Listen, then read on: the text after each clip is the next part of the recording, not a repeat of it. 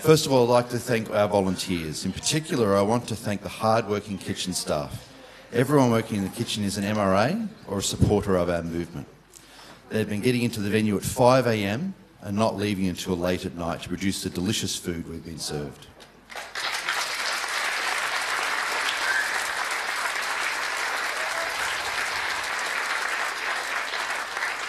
In particular, I'd like to thank Christy from Men's Rights Brisbane and A Voice for Men, who has planned and organised the food. She has been an essential member of the conference organising committee. Along with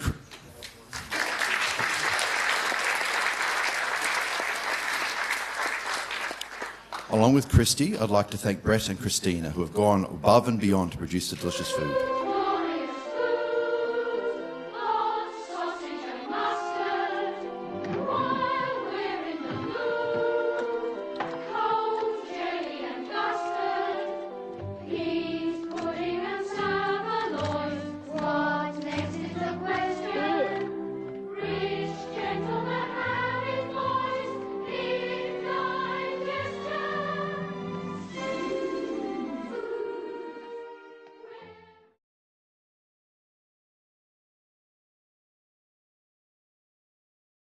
My name's Greg Canning. I'm a general medical practitioner from Townsville in North Queensland, and I've been an advocate for men and boys issues for some 10 or more years now.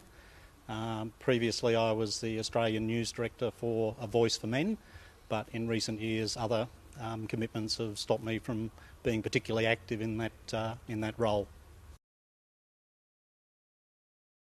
I'm here because I would like to come to any conference that's discussing men and boys issues to try and improve my own education on the topics, to meet with other people who are working towards improving the lot of men and boys, and also I've been invited to give a presentation on the gender health gap.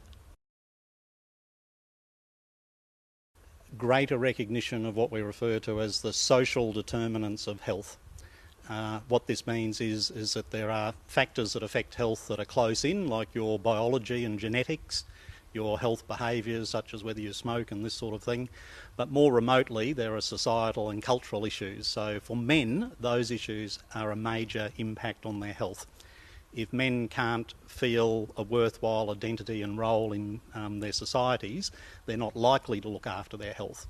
A lot of the health problems that affect men, particularly suicide for example, are directly related to issues in society where men are disadvantaged, and this includes things like what happens during relationship breakdowns, separation, divorce, family court, child support, domestic violence, false accusations of domestic violence, all these sorts of issues.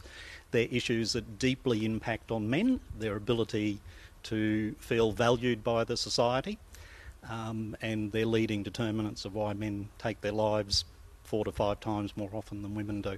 So if I could fix one thing, I would say I want the community to have more compassion and understanding for men and their problems, and to actually provide them with a little bit of help in the same way that we do for women.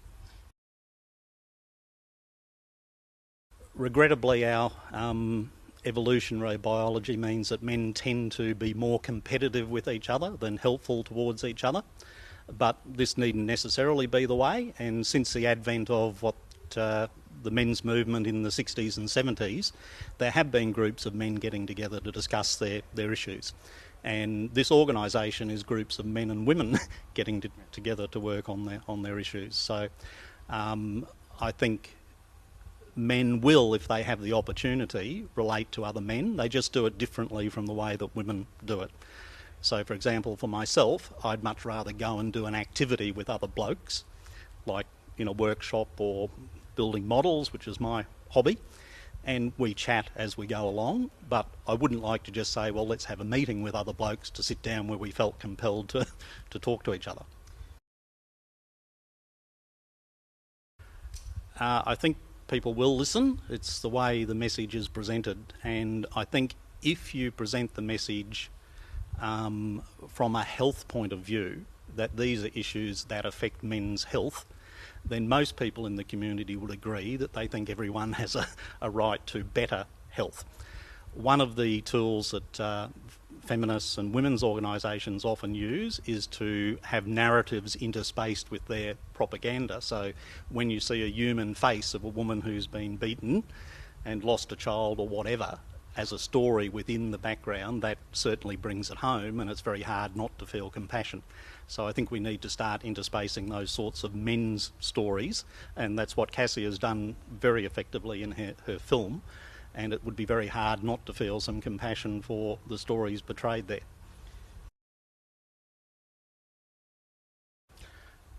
Honestly, I think the momentum will continue. It's already been mentioned in one of the panel discussions that the majority of people aren't viewing the world from a gender perspective. The majority of people are husbands, wives, daughters, fathers, whatever, and they view the world from their family, their community, and that's where they want to focus their attention. So I think when I speak to average people who aren't involved in this, they will all agree that there are men's issues that need dealing with.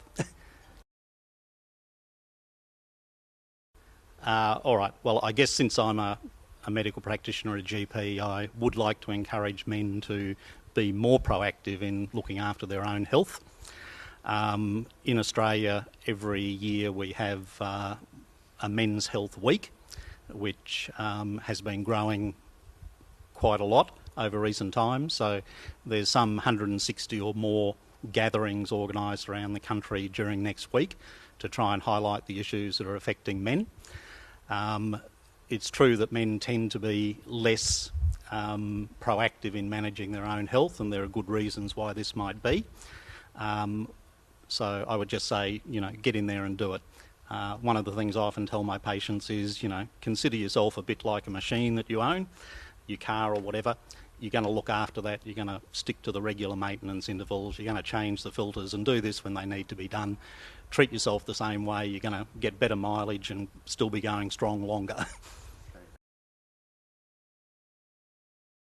A couple of the best resources that I know of for men and men's issues are the 1 in 3 website, which is a campaign led by health professionals throughout Australia to raise the awareness that there are male victims of domestic violence. It has a lot of factual data and references. The other thing that I would really suggest is worth a view is the New Male Studies Journal. If you just search New Male Studies in Google, you'll come up with a journal where males' issues are being looked at from a male's perspective without having to comply with feminist dogma, and some of the articles you'll find in there are just absolutely outstanding. Sometimes we will be in a space where we feel that life is not worth living, and mostly that's a temporary thing. So if you get to that low level in your life, there are people out there to assist. If you don't have a friend or someone you can call, certainly in Australia there are services such as Lifeline. Just pick up the phone, someone will talk to you. It can generally be sorted out. Oh, well, she's very insightful. She's been talking about these types of issues for decades. She's got a lot of credibility. And what she says is very insightful and very well thought out. And when she first started out, I was a teenage boy and she was talking about sex. So she had my attention straight away. But I think she touched on it briefly. She's a mother of sons. And she's concerned about mothers of sons not speaking up. And I see this, it gets me too. Every year the high school certificate results come out, the girls are just trouncing the boys and the mothers are silent. And they have to start stepping up for their boys and for their daughters too, because the daughters will suffer as well. But they have to start stepping up, and that's my. And she brushed across that, but I think that's a big motivation for her. She's got 2 boys and a daughter, and I think that she cares about that.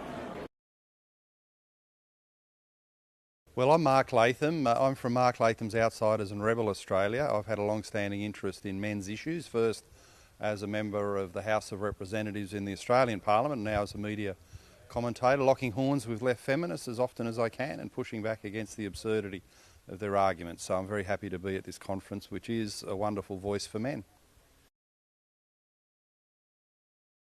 Well, it's about the myths of white male privilege, which is a ridiculous notion. I'm going to talk about where this absurdity has come from, why the left feminists have taken the stance that they have, and I'm going to hopefully provide a bit of optimism for the men's movement, because I think some of the men's groups are feeling a bit isolated and maybe they're not making enough progress. But I think ultimately our side of the argument will prevail because it's got reason, rationality and the truth behind it, and that's always the powerful force in politics that prevails. So I'm hoping to be a bit upbeat and optimistic about where this is all headed. I think in politics we've got a lot of PC, a lot of sort of mild talk, politicians who aren't prepared to confront basic truths, and political correctness means that they're reluctant to speak the truth if it offends anyone. And undoubtedly in the 60s and 70s there was discrimination against women, and we needed to be a fairer, more equal society. I think the gains of the women's movement through the 80s and 90s were phenomenal, and I now regard us as a fair and equal society without any active discrimination against women. But within the political class, within the political elite, still the argument, the orthodoxy is that women are hard done by, and your average politician trying to get the woman's vote and not wanting to offend anyone goes along with that orthodoxy. So they're weak, they're politically correct, they're not willing to stand up for basic truths in society, and that's why the political class has caved in on these issues. But as we saw most dramatically in the United States, if you ignore the needs of men, they go out and express their resentment at the ballot box, and that's why Donald Trump's the President of the United States today instead of Hillary Clinton. So I think that's a great demonstration of how politicians who get it wrong and have got the wrong emphasis and they build resentment among certain groups, they pay the price, and I'm sure something similar will happen in Australia.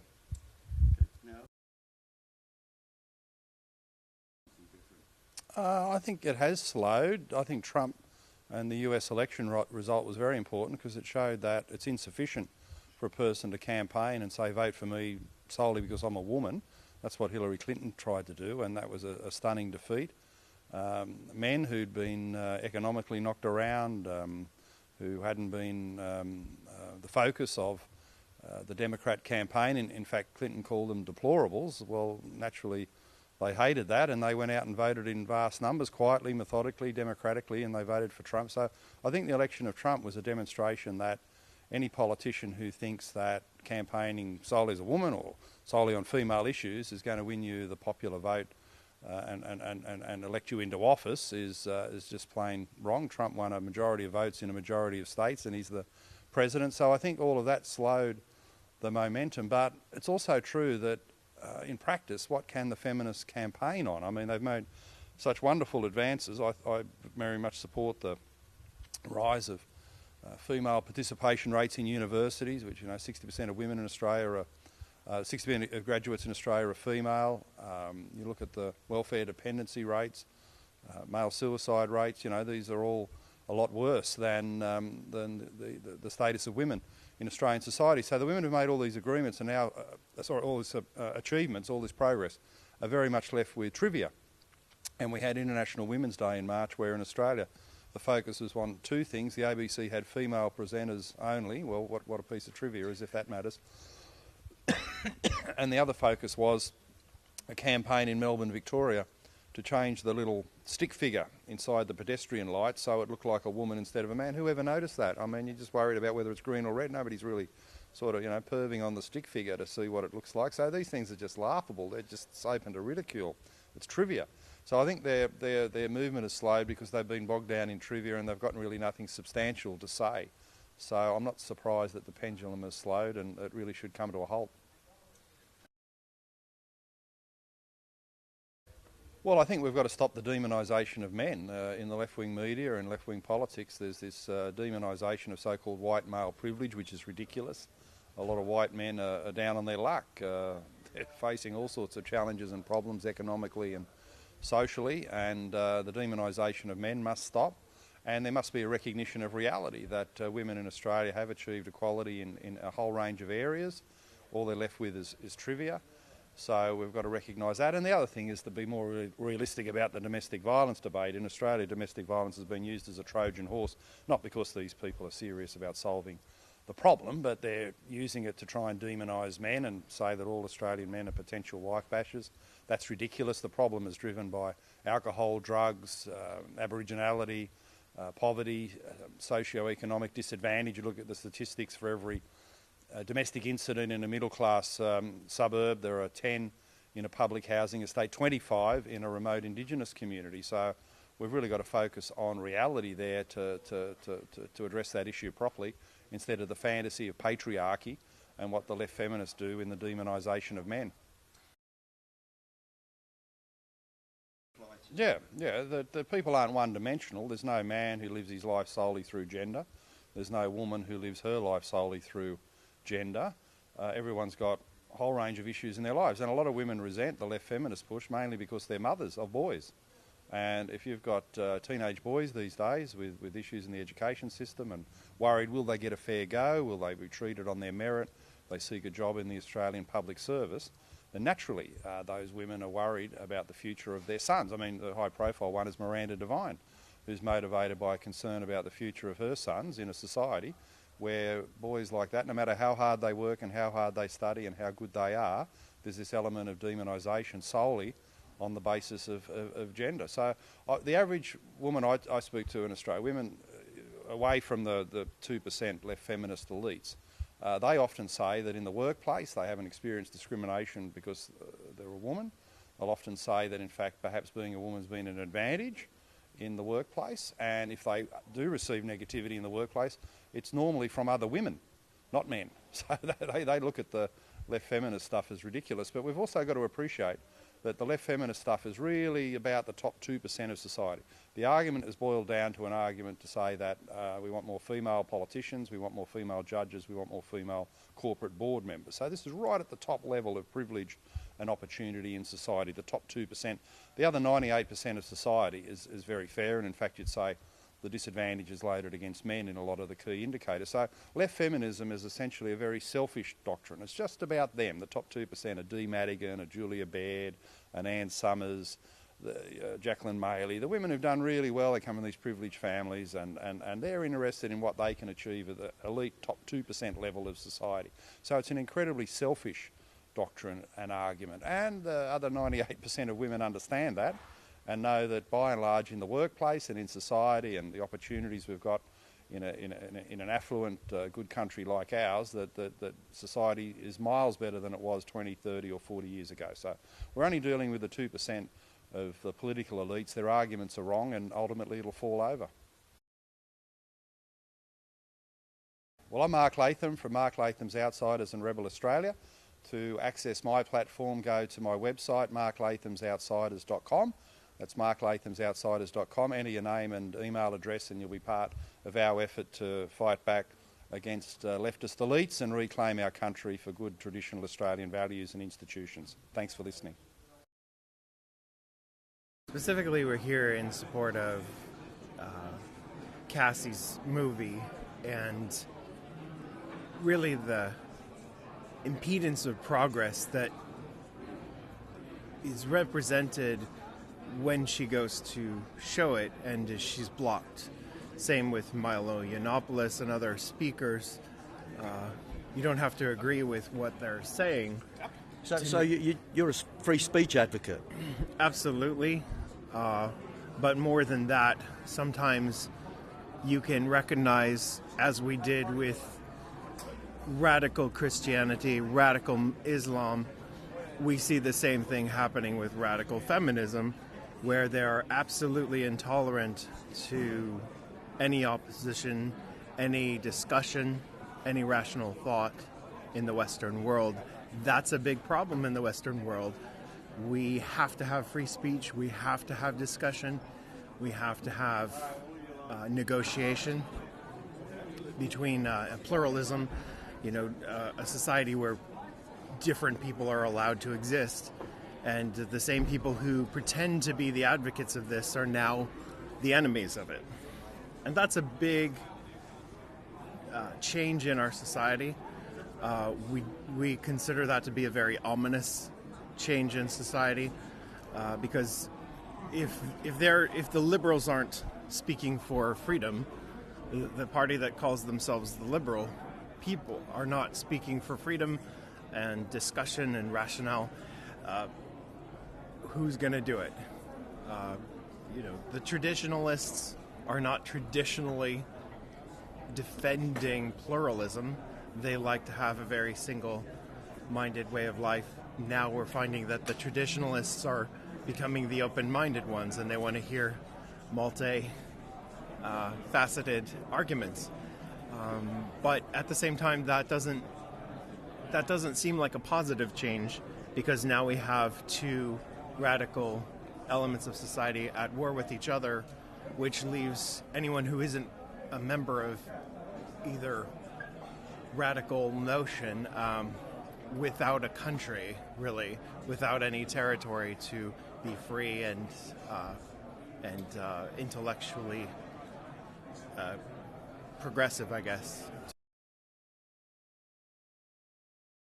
Hi, my name is Deepika Narayan Bhardwaj. I am a documentary filmmaker from India. I am at ICMI 2017 to showcase my documentary, Martyrs of Marriage, which is based on misuse of the anti-dowry and the domestic violence law in India, and how men and their families are suffering because of the extreme amount of abuse of this provision. We had the screening yesterday evening, and the response from the audience here at ICMI was phenomenal. I have been getting a lot of standing ovations for this documentary, but at ICMI, I got a standing ovation twice. So I think that people really loved the documentary here. It moved them. It told them a story that they don't often hear from India. And it's been just a brilliant platform. And it was not just about presenting the documentary, but telling people the issues that men are facing in India. And the response was tremendous. A lot of people have extended support, and they want to take this issue to universities abroad and a lot of other platforms which can actually impact a bit of change in India from international forums. So been lucky to be here at AVFM's conference, and thank you so much for giving me this opportunity.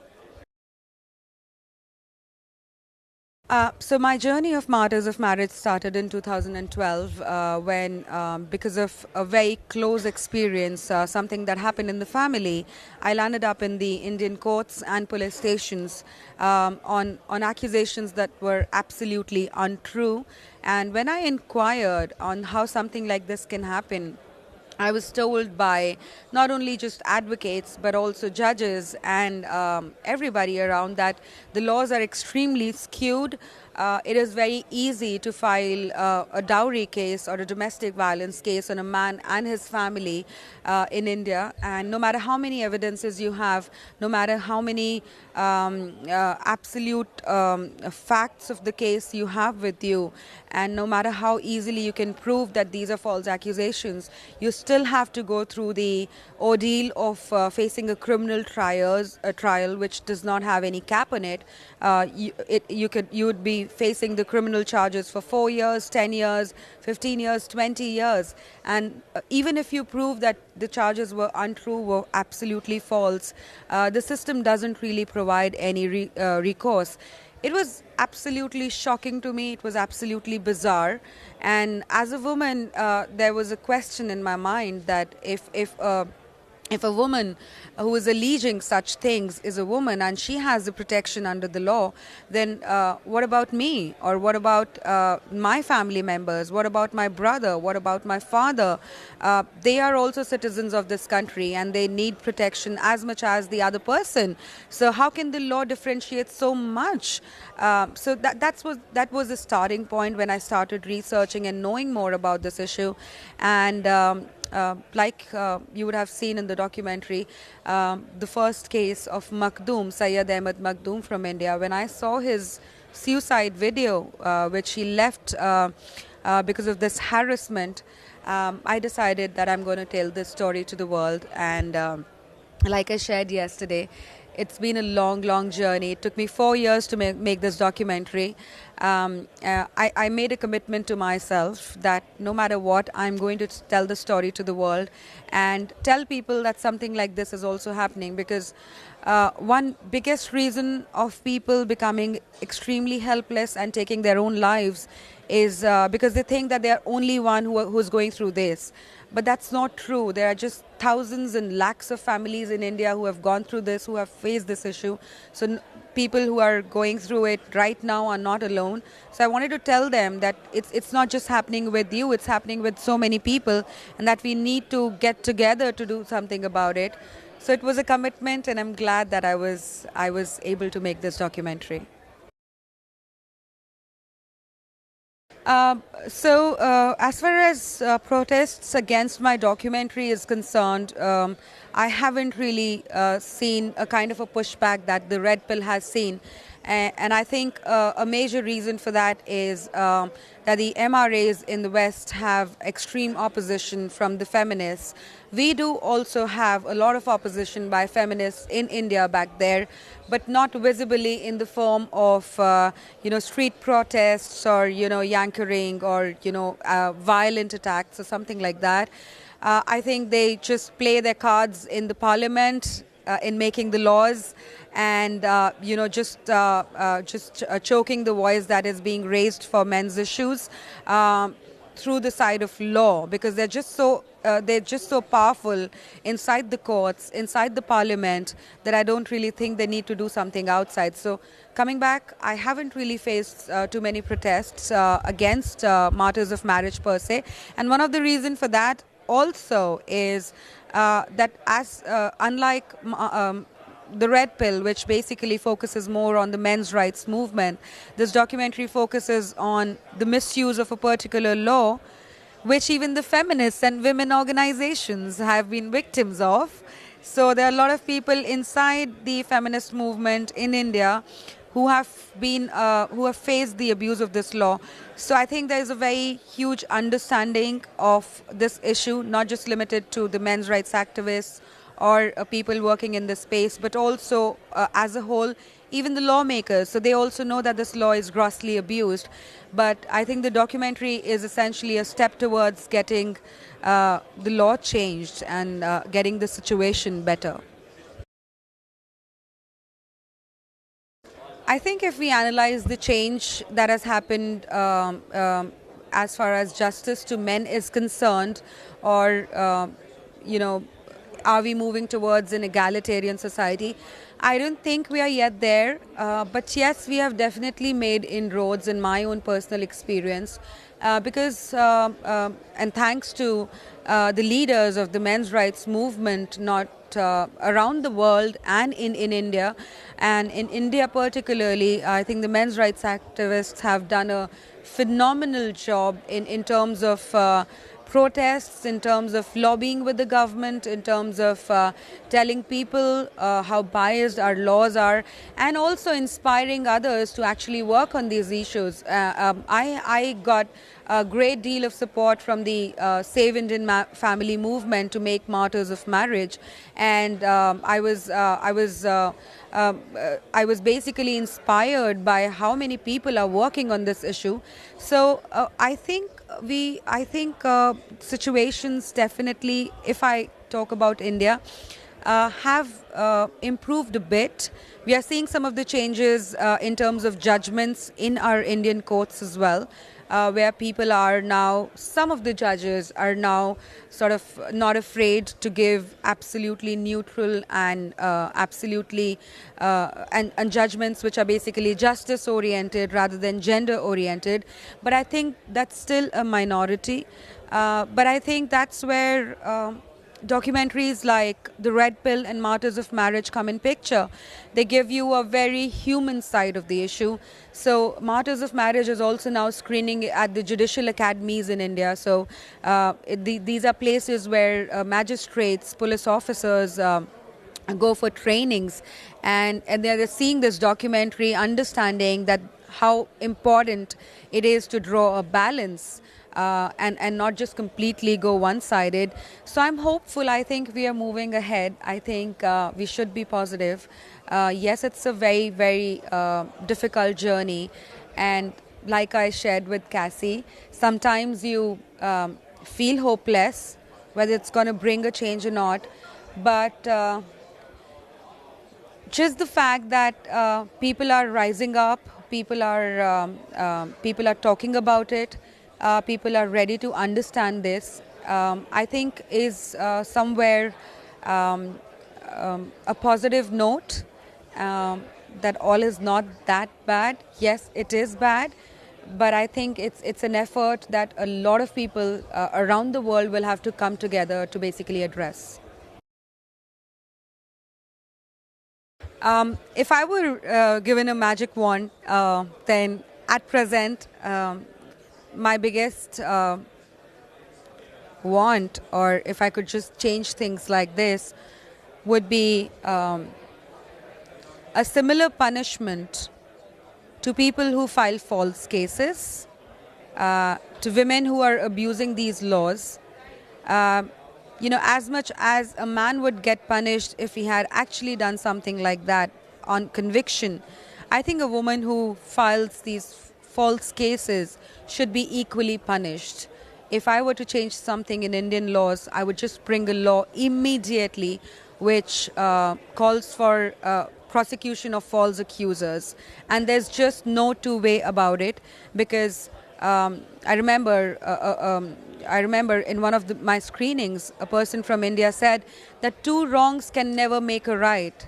It just cannot never make a right. If you wish to set things right, this is not the way. Allowing people to abuse laws, allowing people to destroy lives, it is just not the way. So if I had a magic wand back in India, and I think across the world, I think false accusations should be dealt with very strictly, because not only is it an injustice to a human being, but it completely shatters a life. And I think, like we say, men's rights are human rights right here on the podium. It's a human rights violation. You can't play with lives like that. Hi, my name is Deepika Narayan Bhardwaj. I'm a documentary filmmaker from India. My documentary Martyrs of Marriage was yesterday shown at ICMI 2017. It's a documentary on how dowry laws and the domestic violence laws in India are abused, and how our laws are extremely one-sided. Our Domestic Violence Act is not gender neutral. So the documentary focuses on suicides by men because of these issues, how our laws are extremely biased. It's a very important piece of work as far as issues that men are facing in India is concerned.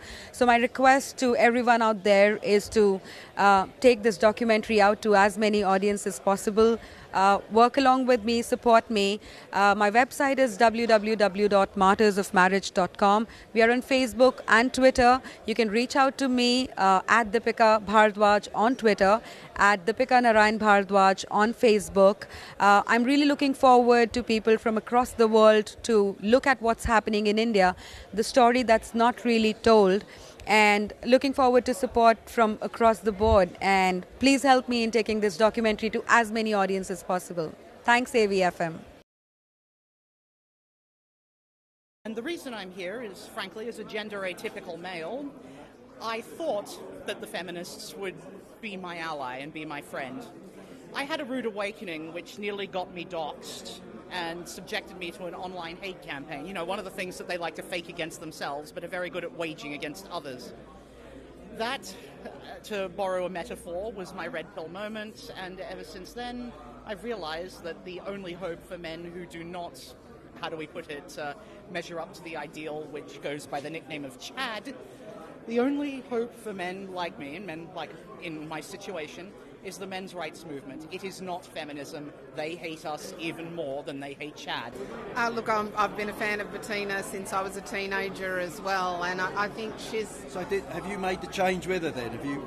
No, I was never a feminist, right. But I grew up knowing that I had equality. I mean, I'm 52 years of age, and I was raised in an era when I knew going into the workforce that I had full equality with anybody. There was nobody ever going to stop me.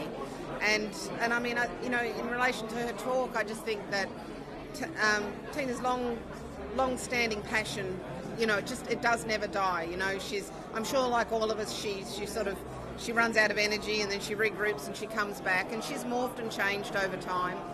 But she really has been a trailblazer for people like myself to be able to speak up and to feel confident about, coming into the men's movement and to speaking up on men's issues.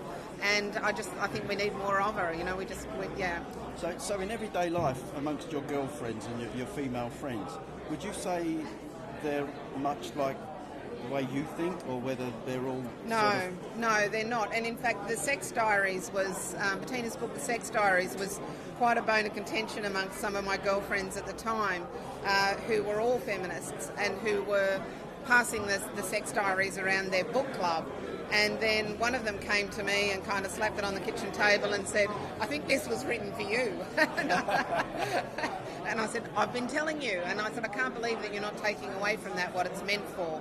And they were ardent that it was just anti-women. And I'm like, that's not the way I read it. So, maybe take the filters off. So do you find amongst your group of friends sometimes you have to bite your tongue or hold back in case someone gets offended? I've certainly, some of my closer friends who are who still identify as feminists, I can have virulent debates with them, and have done in the past. But slowly but surely, the really radical feminists will drop off, and that's fine. If they're going to judge me for having a difference of opinion to them, then so be it. I'm here because my husband is an MRA. I'm a lawyer in California. I've attended the Berkeley riot. I found it was disgusting to see the fact that free speech now is no longer valued by certain people in our society, and I think we need to reclaim the left, and that's why I'm here. I'm more into action. I'm more into the police coming out. Like, I'm an alumni of UC Berkeley. I was very disappointed to see the police didn't come out and stop the violence. So I'm more interested in, if this sort of thing happens again with the Antifa people coming out and trying to squelch free speech, I'm more interested in seeing the police come out and support, even the man I saw wearing the red Trump hat. I did not vote for Trump, but I respect his right to be there and attend the gathering, and he was being peaceful, and I think he should be protected too. The same as I should be protected if I attended a Bernie Sanders rally, for instance. I'm worried about the left. I think that we need a brand new candidate, not Hillary. I hope she isn't coming back. We need a brand new candidate who is going to embrace the classical liberal positions that I grew up with. Where did they go? Where can we find this person? So I'm an American, and that's what I'm interested in. We're here to have a look at what's actually going on in the men's issues sphere.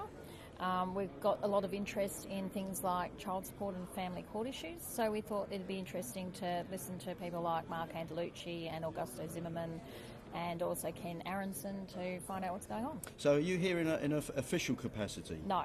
Just personal interest? Groups. We're just part of a group, but Matt here does a lot of research in his spare time, okay.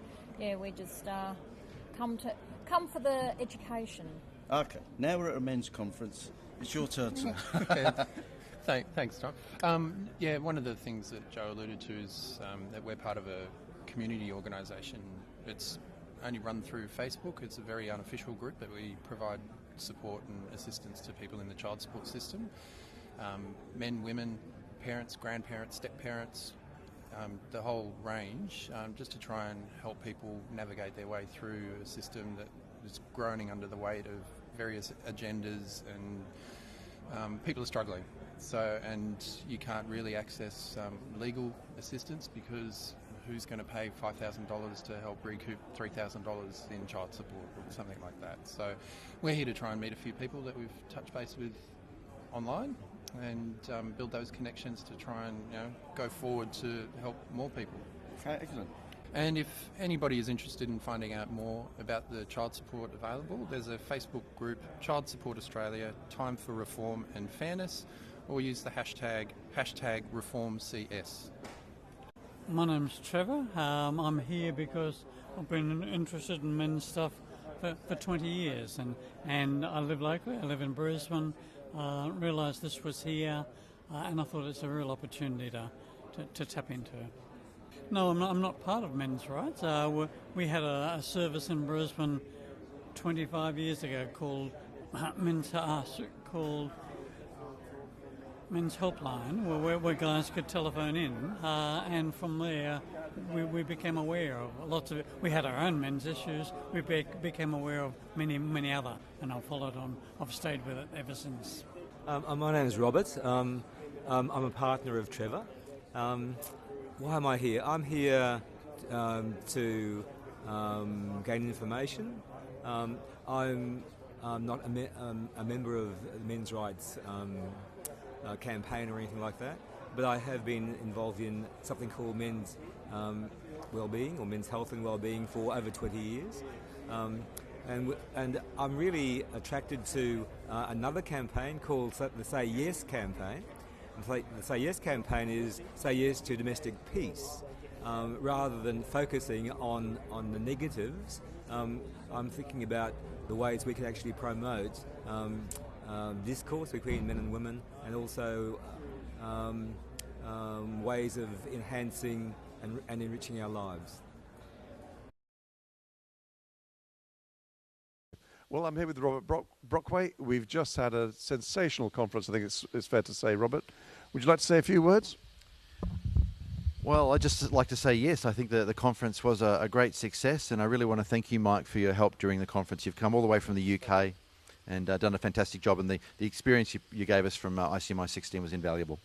Yeah, just a very friendly audience, very engaged, I think, with materials on the internet and elsewhere.